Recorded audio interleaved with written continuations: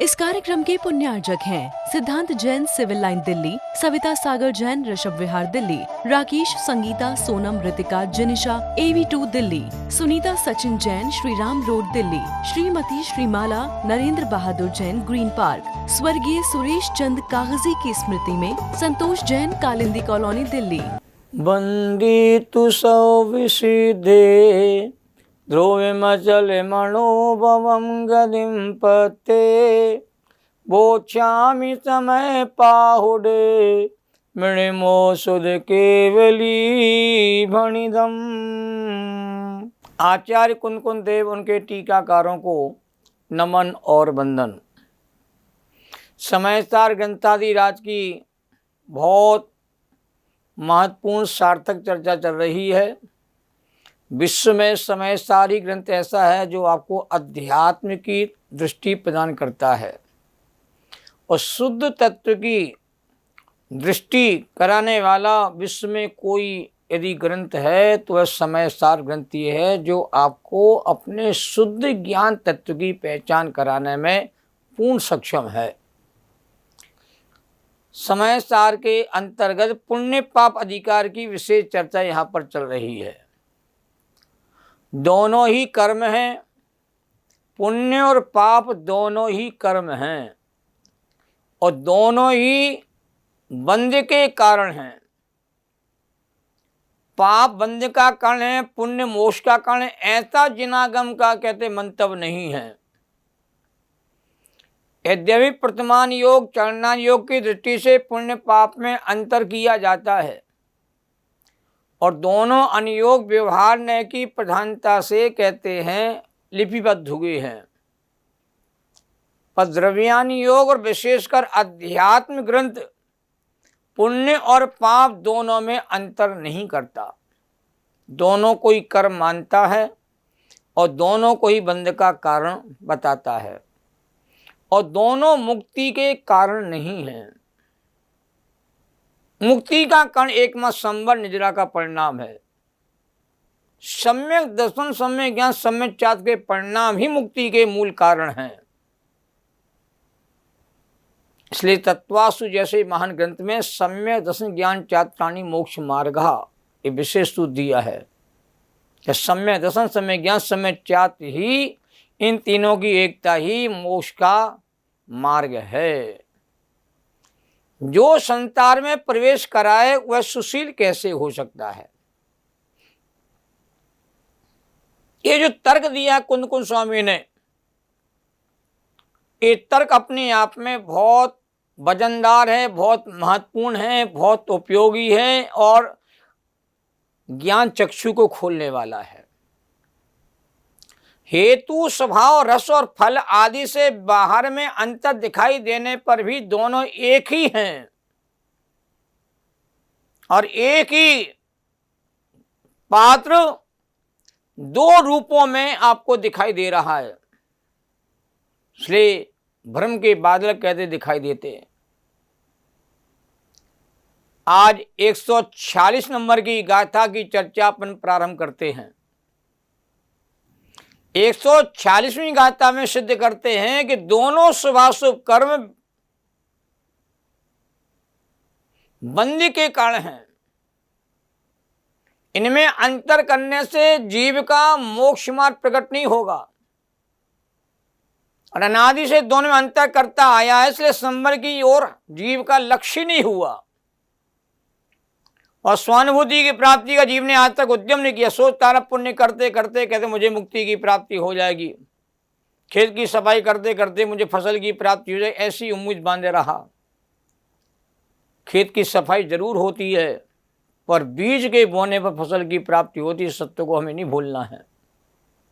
ये बहुत महत्वपूर्ण गाथा है। 146 नंबर की मूल गाथा इस प्रकार है।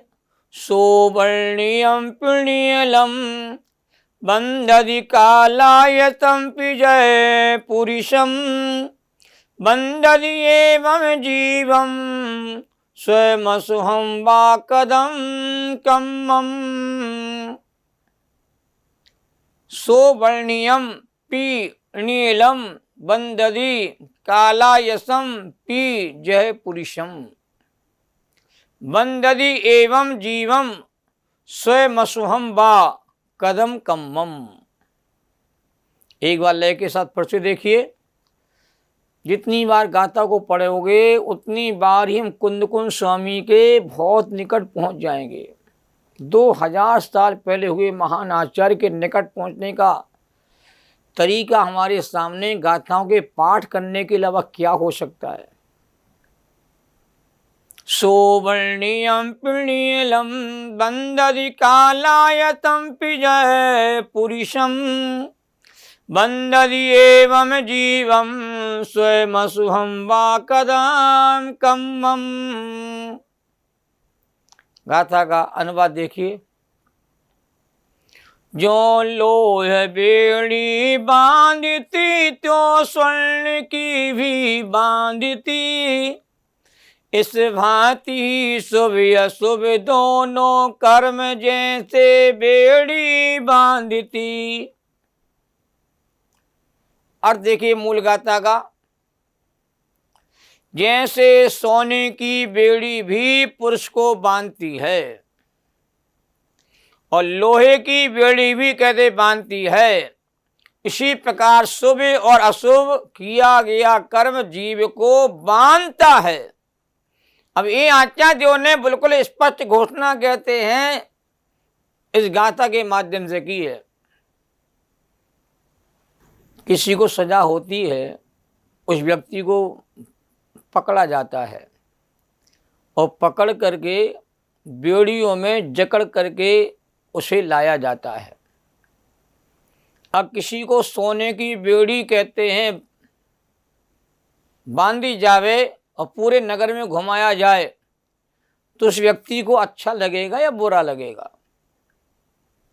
लोहे की बेड़ी से तो आदमी अपने को बुरा अनुभव करता है कि मुझे लोहे की जंजीर पहनाई गई है और पूरे नगर में घुमाया गया, मेरी बदनामी होगी, मेरा अपयश हो गया है, मेरी सार्थक कीर्ति नष्ट हो गई है, बहुत दुखी होता है। भाई लोहे की जगह सोने की बेड़ी बांधी जावे तो क्या उसे अच्छा लगेगा? उसका उसमें अपयश नहीं होगा, उसकी बदनामी नहीं होगी। तो लोहे की बेड़ी सोने की बेड़ी दोनों बेड़ियां बांधने का काम करती है। बंधन से छुटकारा कोई बेड़ी नहीं दिलाती है। टीका बहुत संक्षिप्त है। जैसे सोने की और लोहे की बेड़ी बिना किसी भी अंतर के पुरुष को बांधती है, क्योंकि बंधन भाव की अपेक्षा से उनमें कोई अंतर नहीं है, दोनों ने बांधा है। छुड़ाया किसी ने नहीं है, मुक्त किसी ने नहीं किया है। इसी प्रकार शुभ अशुभ कर्म बिना किसी भी अंतर के पुरुष को बांधते हैं, क्योंकि बंध भाव से उनमें कोई अंतर कहते नहीं है। जैसे टीकाकार ने टीका में बहुत विशेष बात कही है जो सबके लिए समझना बहुत जरूरी है। कभी कभी हमारे जयसेन स्वामी कहते बहुत गजब की बात टीका के माध्यम से कहे जाते हैं। अमरचंद स्वामी तो विशेष टीकाकार हैं ही, पर जयसेन स्वामी ने बहुत अच्छे ढंग से खुलासा करके जीव की भ्रांति को दूर करने का उपाय किया है। क्या कह रहे हमारे जयसेन स्वामी? जो भोगादि के निमित्त से, स्वर्ग आदि की वांछा से, रूप सौंदर्य सौभाग्य कामदेव इंद्र अहिमिंद्र ख्याति पूजा लाभ आदि के लिए, संसार के बड़े बड़े पदों को पाने के लिए जो व्रत वचन आदि दान पूजा आदि करता है, और पुरुष छाछ के लिए रत्न को बेचने के समान है वो कार्य उसका, राखी के लिए रत्नों के समूह को जलाने के समान है, धागे के लिए हार को तोड़ने के समान है, और कोदों धान्य के बोने के लिए अगुरु चंदन वन को काटने के समान व्यर्थ में ही व्रत आदि दान आदि पूजा आदि का कहते नाश करता है। अतः उसके व्रत आदि दान आदि सार्थक नहीं हुए। संसार का पात्र जी बना रहा, संसार भटकता रहा। भगवान की पूजा पाठ से ये तो अपने आप ही चीजें मिल जाती हैं। किसान कभी भी खेती करता है तो घास फूस आदि के लिए नहीं करता है, अनाज की प्राप्ति के लिए करता है। किंतु जो शुद्धात्म भावना की सिद्धि के लिए ये विशेष बात कही जा रही है कि जो शुद्धात्म भावना की सिद्धि के लिए बहिरंग व्रत तपस्या आदि दान पूजा आदि करता है, वह परंपरा से मोक्ष को प्राप्त करता है। सम्यक के साथ किया गया व्रत आदि का आचरण परंपरा से मोक्ष का कारण है, और बिना सम्यक दर्शन के किया गया व्रत आदि का जो परिणाम है, दान आदि का परिणाम, पूजा आदि का परिणाम है, वो संसार का हेतु है, संसार का कारण है। संसार के निमित्त से किया गया धर्म साधन उसके लिए कल्याणकारी नहीं होता है। समय सार में गाथा आती है कि अभव्य जीव जो है संसार के निमित्त धर्म साधन करता है, वह कर्म क्षय के निमित्त नहीं करता। धर्म का साधन कर्म क्षय के निमित्त से हो तो कल्याणकारी होता है, और धर्म का साधन यदि व्यक्ति कहते हैं संसार के भोगों को पाने के उद्देश्य किया जावे तो वो बंधन का कारण होता है। आप सभी ने भूदादास जी की देवस्तुति में 2 पंक्ति जरूर पढ़ी होंगी, बहुत प्रसिद्ध पंक्तियां हैं वो। पाप पुण्य मिल दो पायन बेड़ी नारी तनिकारा ग्रह माई मोह दियो दुख भारी। पुण्य पाप दोनों मिलकर के कहते पांवों में बेड़ी डाल दी है, अर्थात हमें मोक्ष मार्ग में आगे बढ़ने से रोक दिया है।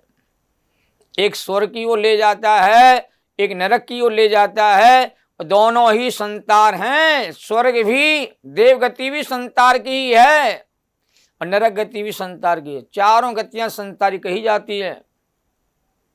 और तन कारागृह माई, और शरीर रूपी कारागृह में कहते जीव को कहते रोक के रखा हुआ है अनादिकाल से, और इस कारण से जीव कहते हैं दुखी हो रहा है, भटक रहा है। स्वर्ग के भोग भोग करके भी सुखी नहीं होता है।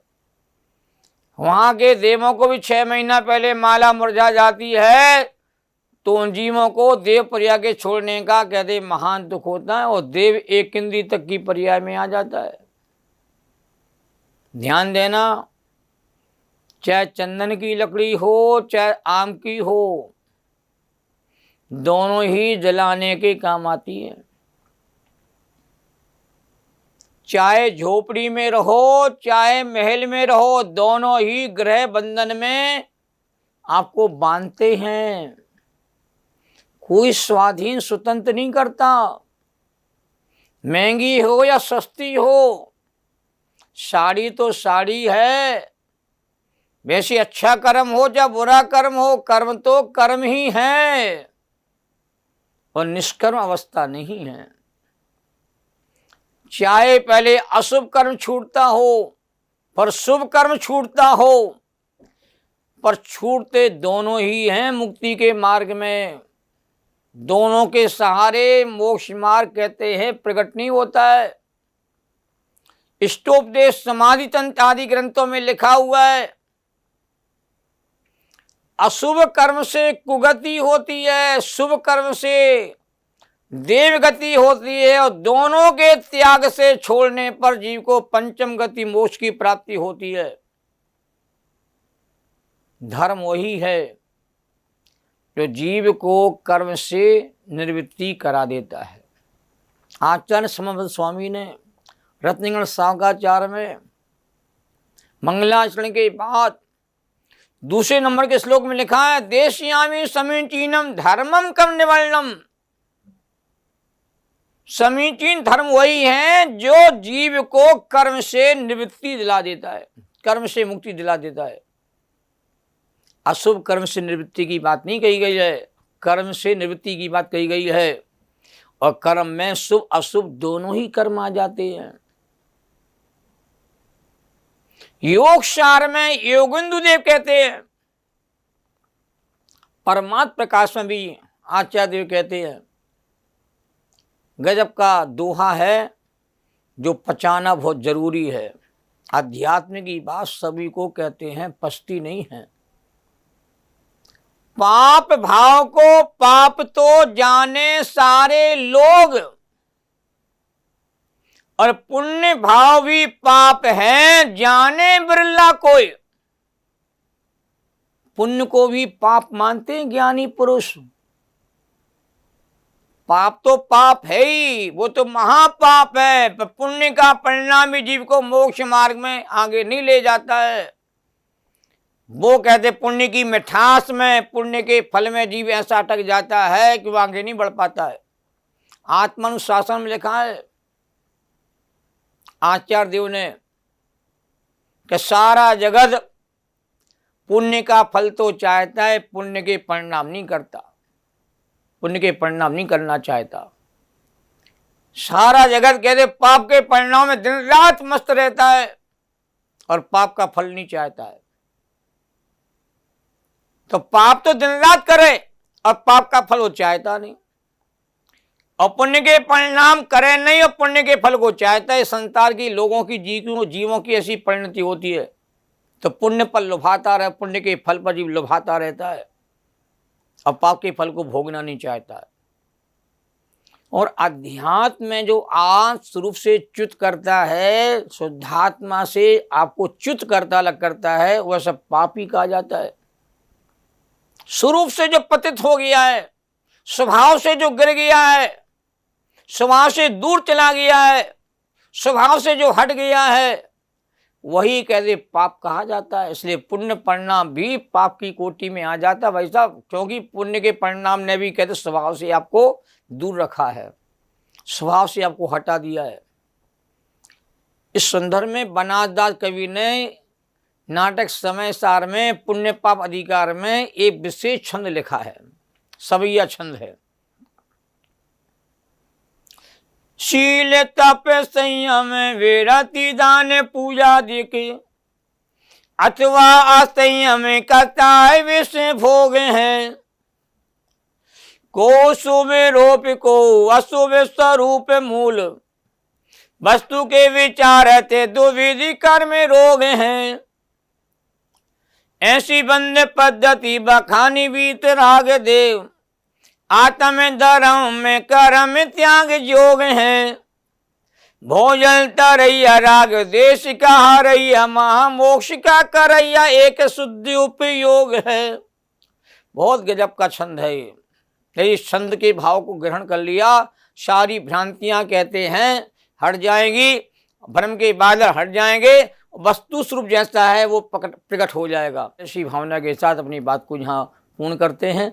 जैनम जयतु शासनम, सहजानंदी शोध स्वरूपी, अविनाशी में आत्मस्वरूप, ज्ञानानंदी पूर्ण निराकुल, सदा प्रकाशित चेतन रूप, सदा प्रकाशित चेतन रूप। इस कार्यक्रम के पुण्यार्जक थे श्रीमती मंजू विनोद जैन गुड़गांव, सरला राज स्वाति जैन राजपुर रोड दिल्ली, आयुषी अतिशय जैन आराधना जैन जर्मनी, सुबोध अंजू सुनीत शिवानी कालिंदी कॉलोनी दिल्ली, सुशील विनोद जैन योजना विहार, विकास स्वाति जैन ग्रेटर कैलाश 3।